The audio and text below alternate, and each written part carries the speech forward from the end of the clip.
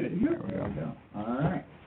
So we have Todd on the phone, so we'll call the meeting to order with quorum of us all here. We'll jump right into it with last month's meetings, and assuming no corrections need to be made, I'll take a motion from anyone that was here. I'll make that motion.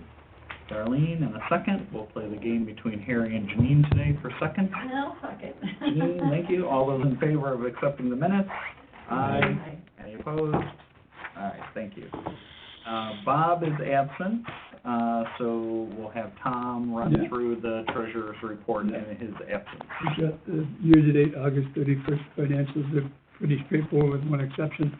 I'll start with the balance sheet just to get out of the way, but there's $104,686 in the checking account and $1,657,464 in the savings, for a total of $1,762,150 of total cash.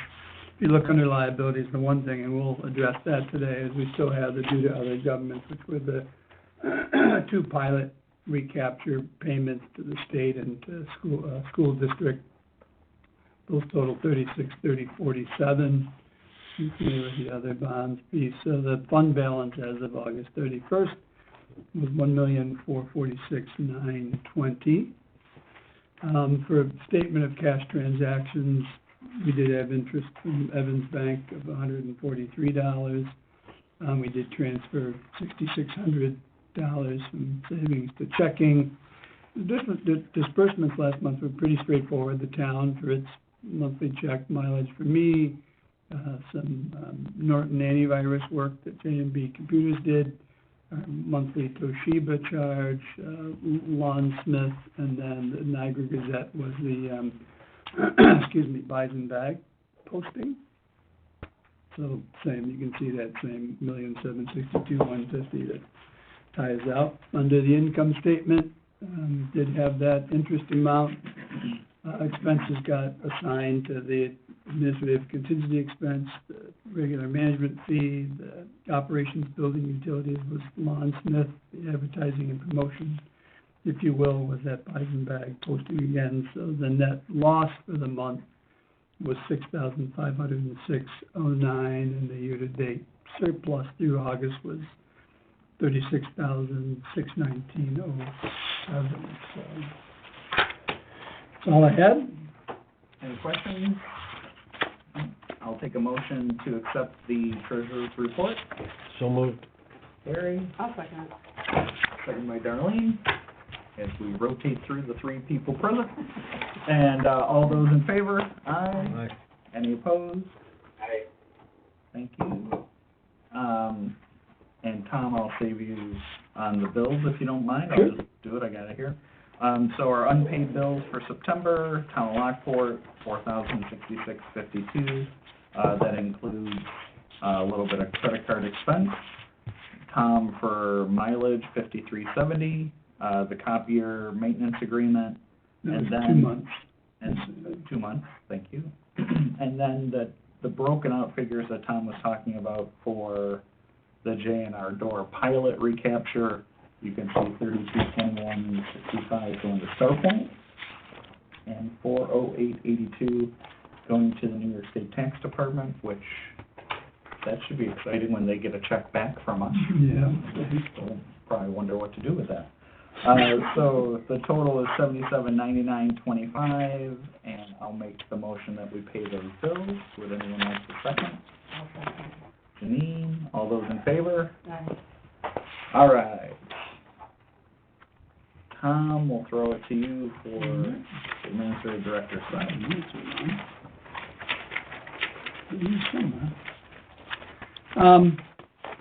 You did have that monthly report, but just a couple of quick other updates on that Concept Concrete. They finally have all they need for their architect to get his act together. I've still yet to see them come on the planning board agenda, so they've kind of postponed the closing as a result of it, but it's kind of, frustrating for lack of a better word, but there's certainly nothing that we owe their architect to get that planning done. In fact, the materials they'd showed us before were probably 80% of what they needed for the planning board. So I continue to stay in touch with Matthew, the Concept Concrete owner.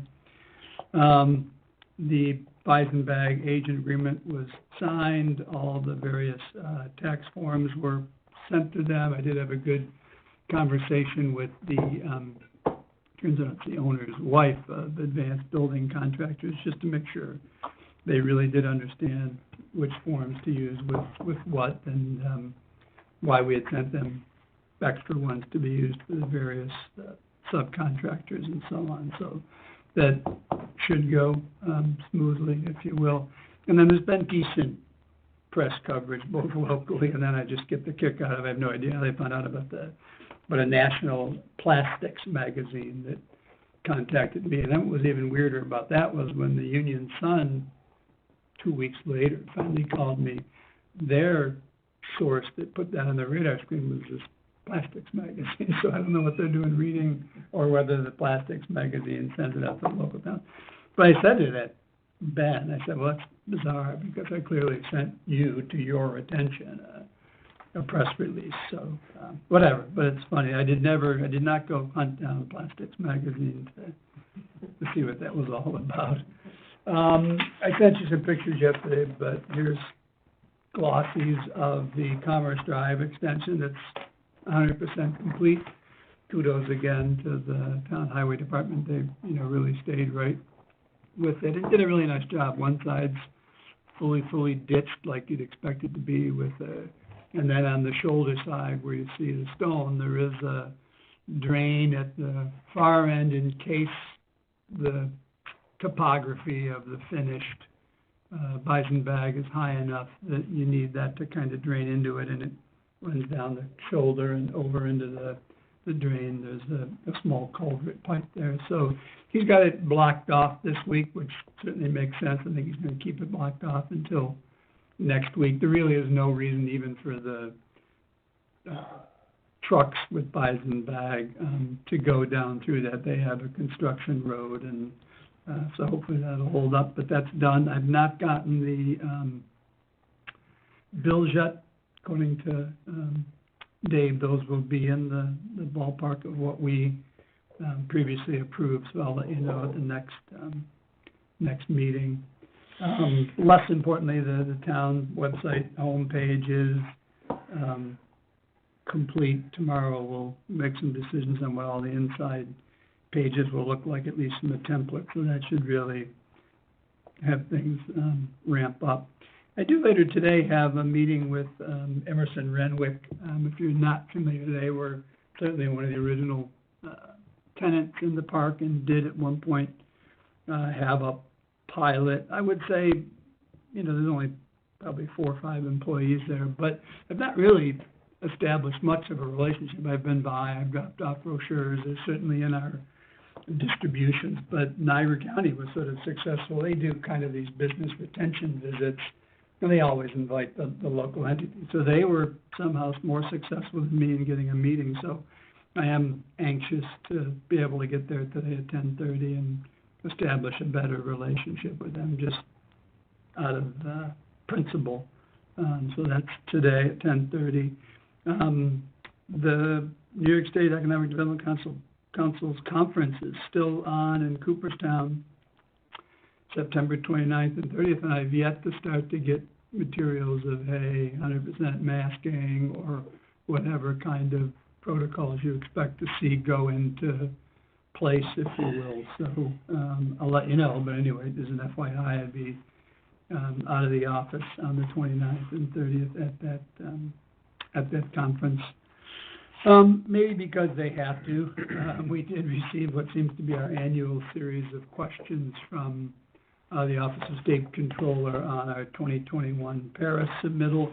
I do believe that the auditor, which was not last year's, which becomes super frustrating, was very much a junior person. And the questions, well, they were fine, were easily explainable. Like, for example, when the 2014 Yahoo pilot got rolled up into the, whatever it was, 2019 pilot that did some strange things and so on. So nothing unsettling, other than the fact that it was frustrating for Kate that this auditor kind of took a different position on how they wanted us to report the salaries between the IDA and the town, and yet, you know, we sort of found the old auditor's name and said, go talk to him, because he was the one that told us to submit them the way that we had done. So they were pretty straightforward, but it does seem to be that there's kind of an annual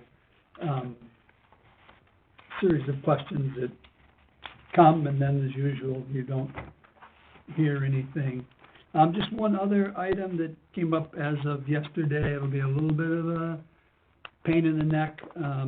The Center for Governmental Research, or CGR, which for 15 years has created, updated, and supported the Inform Analytics, which is our kind of objective cost-benefit analysis software. I'm shutting that down. It was always kind of a risk in the back of my mind, because it really was a very kind of tangential thing that they did. It's nothing to do with their core mission. Interestingly enough, when I questioned them as to the why, it was as simple as there's a gentleman named Mike Silva that was kind of the code person and did customer support. He left CGI and went someplace else, and then the creator of it, who was one of their principals, a guy named Kent Gardner, is retiring. So it's really as simple as that. Interesting enough, I did not get any kind of notice from them initially, although they claim after a phone call yesterday it did go out. The only way I found out was I got a solicitation letter from a Saratoga-based architectural and engineering firm that has allegedly a comparable project. I'm just going to, it's not going anywhere until the end of this year. There are plenty of other IDAs that use Inform Analytics, so I'm envisioning, if nothing other than table talk, you know, I'll get a better sense at the Cooperstown conference of what other alternatives other than what this one architectural engineering firm has. Because, again, I mean, I think you realize that if for nothing else, we like that objective entity, the authority's budget office really, really expects us to be using a objective cost-benefit tool. So that's a bit of a pain in the neck, but it's certainly not the end of the world. And at some point by early next year, we'll have an alternative in place. And if there's a couple viable ones, I'll run them both by you just to see if you all have a preference. At this point, I'm only aware of the one, and I've not even bothered to try and look into it. It just came on my radar yesterday. So, but that's it. Maybe the EDC will have I don't know. some sort of comment?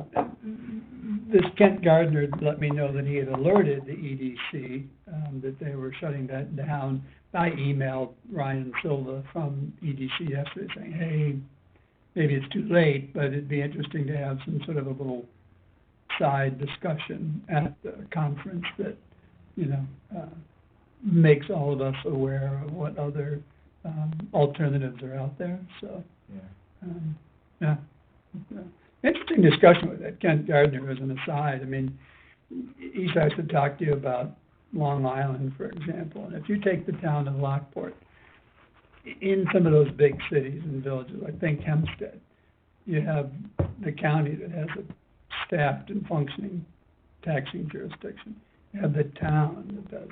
And then if you look into the town of Lockport, like its special lighting district, its Carlisle Garden Sewer District, every one of those is a staffed, functioning entity. They said it just got to be crazy down there to try and keep track of what were all these various entities doing. And I can't wait to tell Jill, the town assessor, this.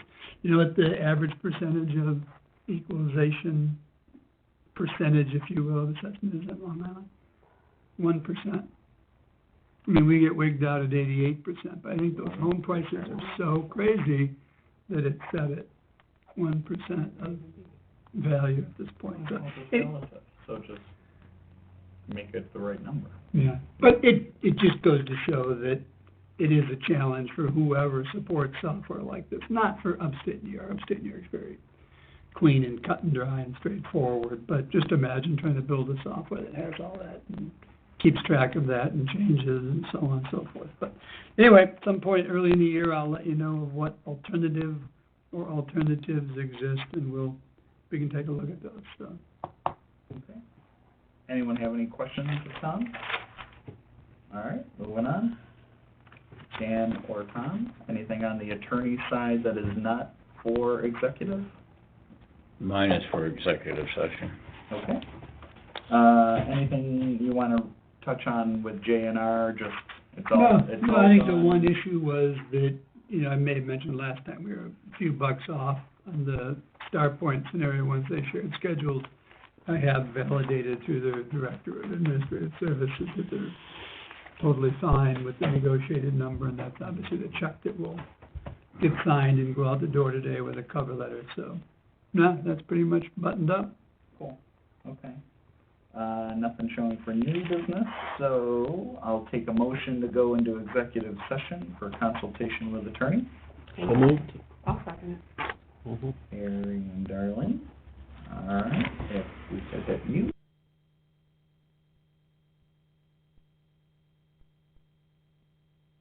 Well, Todd's still on the line. Yep, Todd's still there. Okay.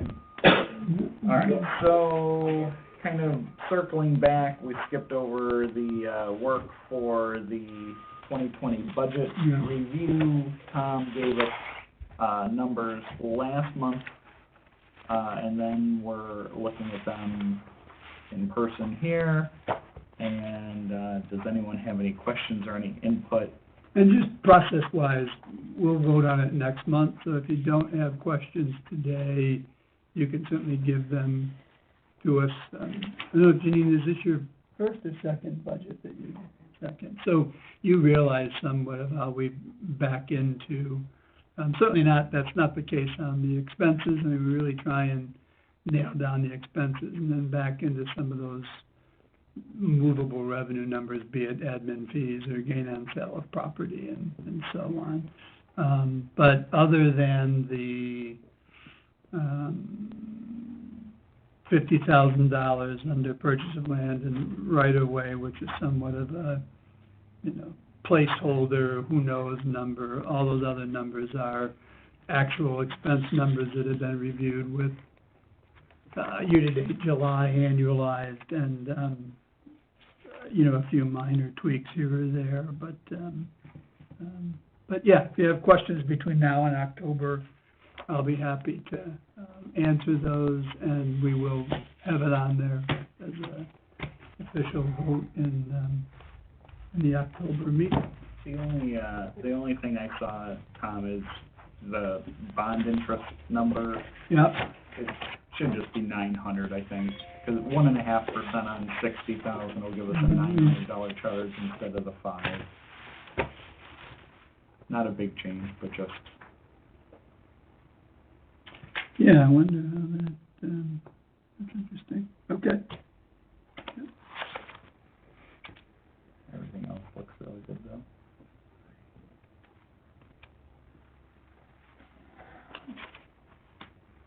All right, so get any questions or details to Tom so we can sort of nail it down next month, since it is really just a straightforward action on our part. Mhm. So much of it is based on what we experienced over the last couple of years, like Tom was saying, on the expense side, and then we just zero it out with the anticipated revenue. Mhm. All right, and is that why we're provided the trial balance this time? No, that was just Maureen not realizing that you really don't need anybody to see that, so it's just 2 extra pages of paper for you. You're welcome to skim through it if you want to, but, Just wondering if it was based on the budget in any way. Nope. Okay. Nothing else then for today? No. All right. As far as anyone knows, is October the 14th looking good for them? I know it should be fine for me. And what I had, It's back on our regular schedule, so it should be. Yeah, I have a 10, but 8, 9.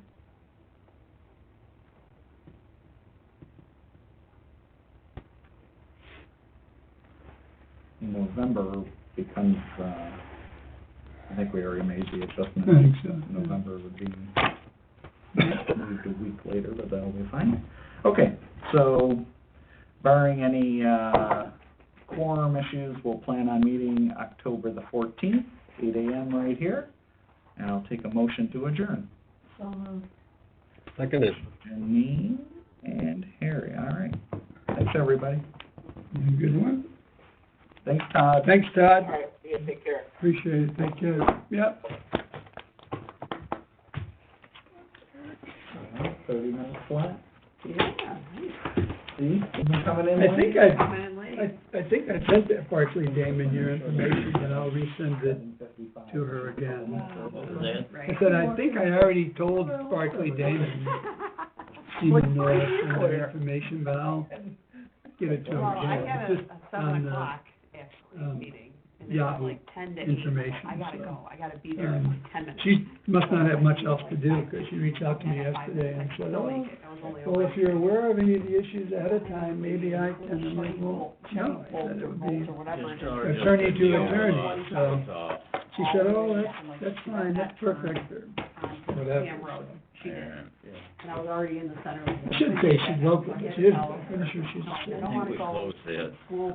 I had 9 September 17th. Yeah, I think, There, my southern. So I Yeah. continued, I'll like, check I'll it. just get on Ham. Yeah. Let's just keep it on And, Ham, all the way. Then she turns right, she's I- coming I- this way, I'm like, are you yeah. kidding me? Like, I had to follow I her all the didn't way. through even Kansas. respond after I read Like, we're not in school zone, it's still 30. So then I get the text, I'm like, oh, yep, I'm right, I was at the light. Well, we were just checking, you know, it was all right.